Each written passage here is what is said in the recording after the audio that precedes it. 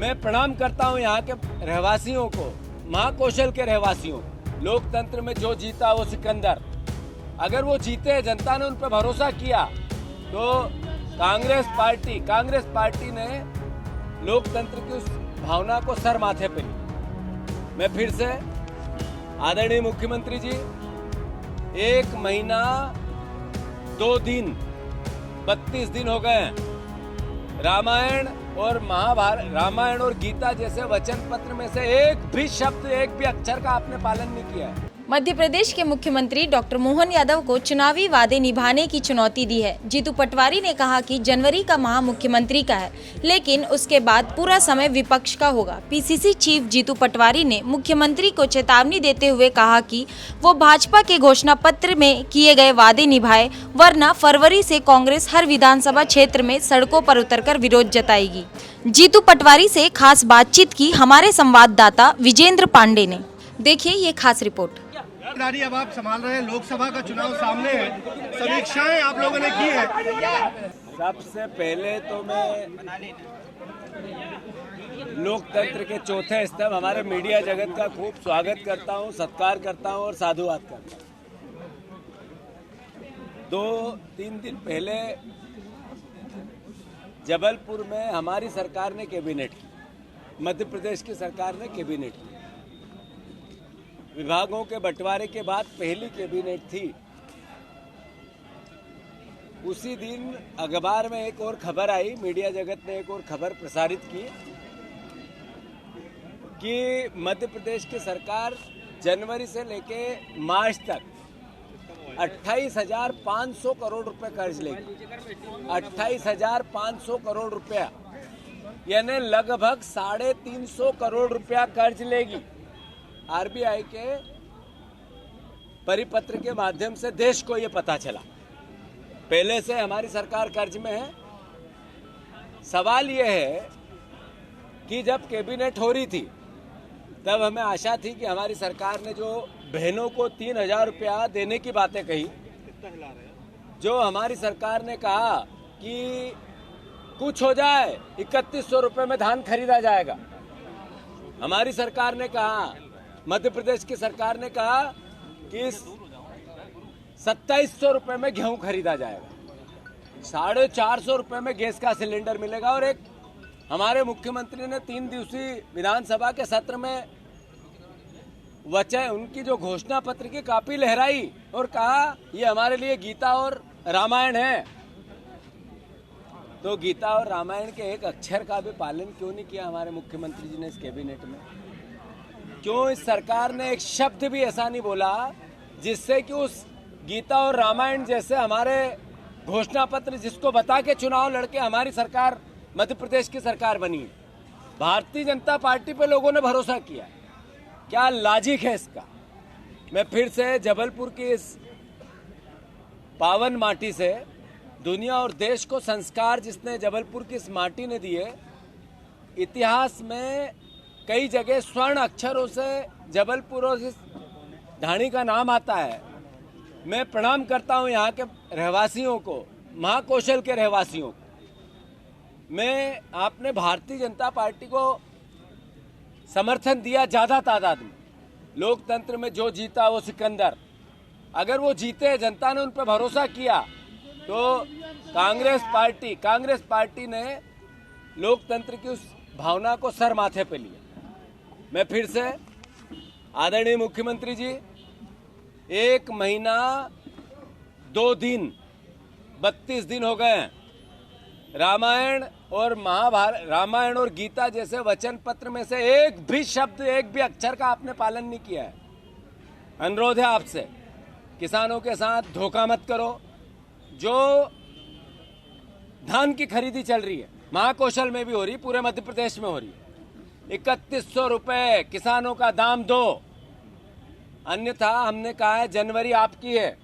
जनवरी के बाद कांग्रेस को विपक्ष की जिम्मेवारी, भारतीय जनता पार्टी को सत्ता पक्ष की जिम्मेवारी।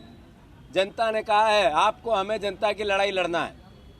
मैं फिर से सारे हमारे कांग्रेस पार्टी के कार्यकर्ताओं का साधुवाद करता हूं, जिन्होंने जान लगा दी, कोई कसर नहीं छोड़ी। एक व्यक्ति रिजल्ट और चुनाव के बीच में ये नहीं कहता था बीजेपी जीतेगी। उसके बाद भी बीजेपी अगर जीती है, न मीडिया कहती थी, न सर्वे कहते थे, न कोई पॉलिटिकल डॉक्टर कहता था, सब कहते थे कांग्रेस की गवर्नमेंट बन रही है। पर फिर भी जो रिजल्ट आया सर माथे पे है। अनुरोध है सरकार से, आप 450 रुपये गैस सिलेंडर, एक वाक्य होता है, मुंह चलाने से काम नहीं चलेगा, कलम चलाने से काम चलेगा। मुख्यमंत्री जी कलम चलाओ, निर्देश दो, आदेश दो, अन्यथा मैं फिर से अनुरोध करता हूं, कांग्रेस पार्टी अपना दायित्व निभाएगी। और फिर से मैंने जैसा कहा, कांग्रेस का एक एक वर्कर, एक एक कार्यकर्ता, एक एक परिवार का वो साथी, पहली बार मैं मीडिया के माध्यम से कार्यकर्ताओं से अनुरोध करता हूं कि आप में से एक पार्टी का अध्यक्ष बनाएं, कांग्रेस के कार्यकर्ताओं में से एक पार्टी का अध्यक्ष बनाएं। आप जैसा है वो आपकी सोच को समझता है, आपकी सोच को समझता भी और उसका सम्मान भी करता है। ये नेतृत्व अब कार्यकर्ताओं का है। मैं नहीं, हम के भाव से हमें पार्टी का, विचारधारा का और भारतीय जनता पार्टी का मुकाबला करना और विचारधारा के साथ करना। मैं फिर से सारी मीडिया जगत को साधुवाद देता हूँ, धन्यवाद देता हूँ। लोकसभा चुनाव की तैयारियां कांग्रेस ने चालू कर दी है। 6, 7 और 8 तारीख को लगातार उसके संदर्भ में भोपाल में मीटिंगें हैं। 2-3 दिन में हमारी बहुत सी नियुक्तियाँ होने वाली है और मैं मानता हूँ कि विधानसभा और लोकसभा स्तर पर हम जल्दी से अपने मूवमेंट को 1.5 हफ्ते में बढ़ा देंगे और विधानसभा लोकसभा की तैयारियों को लेकर विधानसभा कार्यकर्ताओं के सम्मेलन, वोटर लिस्ट पे काम। एक कांग्रेस पार्टी ने नेशन ऑफ देश के लिए डोनेट करने की भावना जताई है, देश के लिए डोनेट करो। तो मैं वो पत्रकार बंधु, जो परिवार के लोग ये सोचते हैं कि आज देश को कांग्रेस की आवश्यकता है, उनसे भी अनुरोध है कि ये देश के लिए डोनेशन की बात हो रही है तो एक एक कार्यकर्ता, इसका भी अभियान चलेगा साथ साथ, और साथ ही साथ लोकसभा की तैयारियां चलेगी।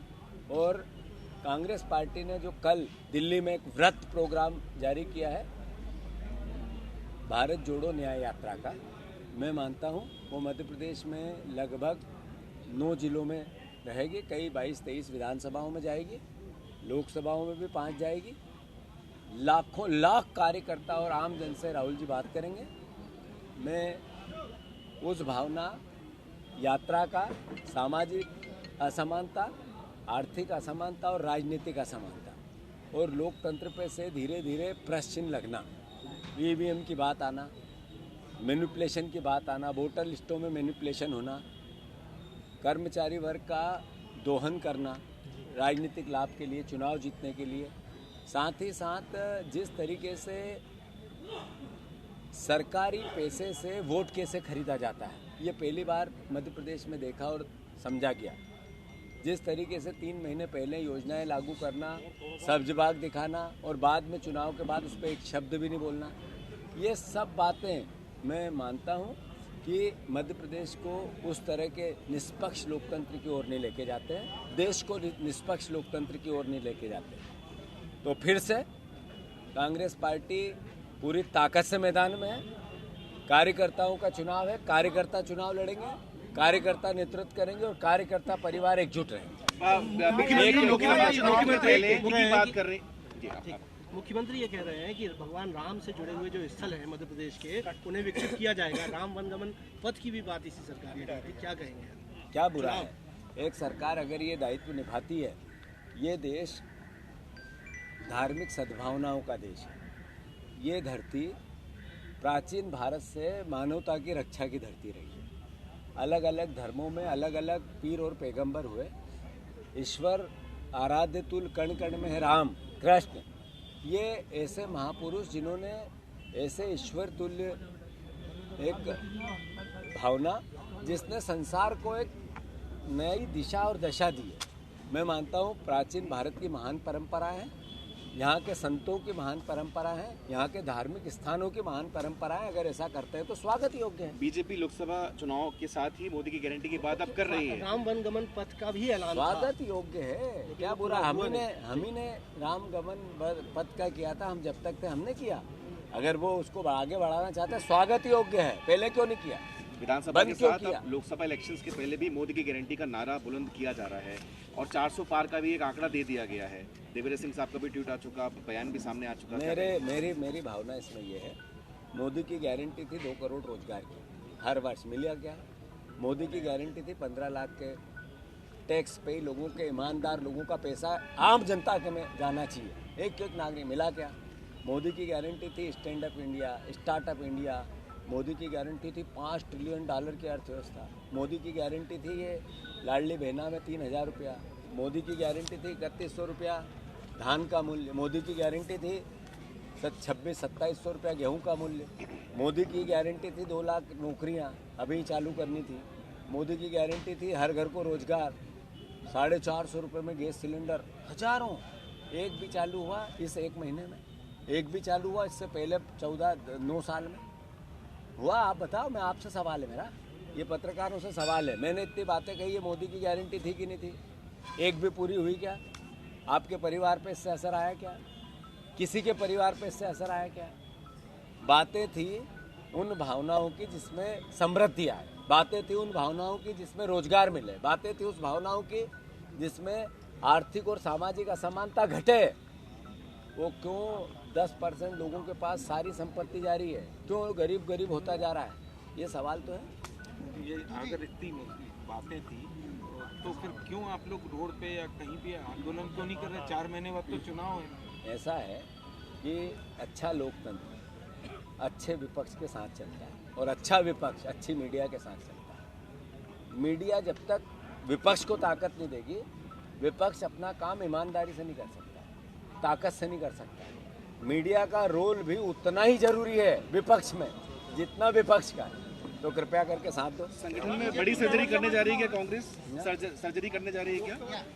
जब नई विधा आती है तो नई परंपराएं आती हैं, नए लोग आते हैं। हमें निर्देश भी मिला इसी बात का है कि पार्टी नई और युवा हो, इसीलिए हमारी नियुक्तियां हुई है। मैंने जब भोपाल में बात की कि हम एक सूत्र है हमारे पास और 5 स है। एक सूत्र है मैं नहीं हम, नेतृत्व एक व्यक्ति नहीं कर रहा है। जीतू पटवारी 15, 20, 25 है, एक साथ मिलके कर रहा है। एक व्यक्ति कितना भी समृद्ध हो, पर जब तक सब मिलके काम नहीं करते हैं तब तक नहीं होता है। इस बार पार्टी बिना गुट से, कोई गुट ही नहीं है पार्टी, कांग्रेस पार्टी में गुट की बात एक तरह से इतिहास हो गई। और मैं नेता हूँ, मैं नेतृत्व कर रहा हूँ, ये भावना खत्म हो गई। हम नेतृत्व कर रहे हैं। तो मैं मानता हूँ कि आप बहुत नवाचार, नई पार्टी, युवा लोग, नई परिस्थितियाँ और एक नए तरह का विचार मध्य प्रदेश में देखेंगे। जी माना जाए कि चूंकि आप एक नया चेहरा है, युवा चेहरा है, तो माना जाए जो वरिष्ठ थे अब उनको कहीं ना कहीं दूर किनार कर अब नए चेहरों को आप सामने लाएंगे। आप आपके घर में जवान हुए तो माता पिता, परिवार के बड़े भाई, परिवार के और बड़े सदस्यों का भी सम्मान है, वो भी सहयोग करते हैं आपकी भी जिंदगी में और परिवार की जिंदगी में भी। ऐसे ही कांग्रेस पार्टी में है, जो सीनियर मोस्ट लोग हैं उनके पूरी जिंदगी चली गई इस पार्टी के लिए, और पूरी जिंदगी जब इस पार्टी के लिए गई, इस विचार को जीने के लिए गई, कई को पद मिले कई को नहीं भी मिले, तो एक नया व्यक्ति, एक नया कार्यकर्ता उनके आशीर्वाद बगैर या उनके सम्मान बगैर एक नया विचार नहीं दे सकता। तो नया विचार है और बुजुर्गों का, सीनियर लोगों का सम्मान। यात्रा जो है, न्याय यात्रा जो है, कितना असर डालेगी लोकसभा चुनाव? आप बताएं। सवाल ये 138 साल पुरानी पार्टी है कांग्रेस, क्या ऐसा हुआ कि पहले हिंदुत्व का राह अपनाया, फिर आपने भारत जोड़ो यात्रा निकलाई, अब उसका नाम बदल के न्याय यात्रा? क्या कांग्रेस ऐसा है, क्लियर साबित हो रहा है? बार बार आपको नहीं, आपका सवाल क्या है? सवाल ये है कि आपने पहले हिंदुत्व अपनाया, उसके बाद भारत जोड़ो यात्रा, अब न्याय यात्रा निकाल रहे हैं। कांग्रेस पार्टी का जो मूल विचार है वो देश का मूल विचार है। देश का मूल विचार है ना संविधान का विचार है। देश का मूल विचार है ना राम कृष्ण पैगंबर गुरु नानक देव जी का विचार है, वो कांग्रेस का विचार है। क्या विचार है? प्रेम का, प्यार का, मोहब्बत का, मानवता का, त्याग का, बलिदान का, महावीर का विचार है, वही कांग्रेस का विचार है। अब आपने बात करी धर्म आधारित भावना की, कांग्रेस पार्टी ने सर्वधर्म समभाव की बात करी। सबको स्वीकार है अपना धर्म, उसका सम्मान करती है पार्टी। मैं हिंदू हूँ, मुझे गर्व है, मैं हिंदू हूँ और मैं मेरे जीवन पद्धति हिंदू भावनाओं के हिसाब से भगवान राम कृष्ण की पूजा करके निभाता हूँ। पर मेरा मुसलमान भाई, मेरा सिख भाई, मेरा ईसाई भाई, मेरा दलित भाई उसकी भावनाओं से निभाएगा। इसमें कांग्रेस पार्टी स्पष्ट है, कोई कंफ्यूजन नहीं है कहीं। एक क्लियर बात होगी, न्याय की बात। न्याय है आर्थिक असमानता की। एक पत्रकार, एक जर्नलिस्ट, उसकी तनख्वाह क्यों नहीं बढ़ी इस 10 साल में, घटी क्यों? मीडिया में विज्ञापन के माध्यम से संस्थाओं को लाभ मिल गया, वो आप पे क्यों नहीं आया? आपके घर महंगाई से जूझ रहा है, क्यों जूझ रहा है? 90% लोग महंगाई से जूझ रहे हैं, क्यों जूझ रहे हैं? 10% लोगों को आर्थिक संबलता ही क्यों आई है? इस असमानता की लड़ाई, सामाजिक असमानता, राजनीतिक असमानता, आर्थिक असमानता, वो है न्याय। उसके लिए है न्याय यात्रा। धार्मिक भावनाओं की बात कांग्रेस पार्टी ने हमेशा एक जैसी की है। भगवान राम का मंदिर बने, कांग्रेस पार्टी इसके हमेशा पक्षधर रही है। कोर्ट ने निर्देश दिया, उसका हमेशा सम्मान किया है। कांग्रेस पार्टी ने हमेशा ये कहा कि कोर्ट जो निर्णय लेगा, कांग्रेस पार्टी उसको न्याय है, संविधान है, और वो हुआ और देश के हर नागरिक ने उसका स्वागत किया। हम उसमें सम्मिलित हैं, हमने भी किया। क्या कंफ्यूजन है आपको?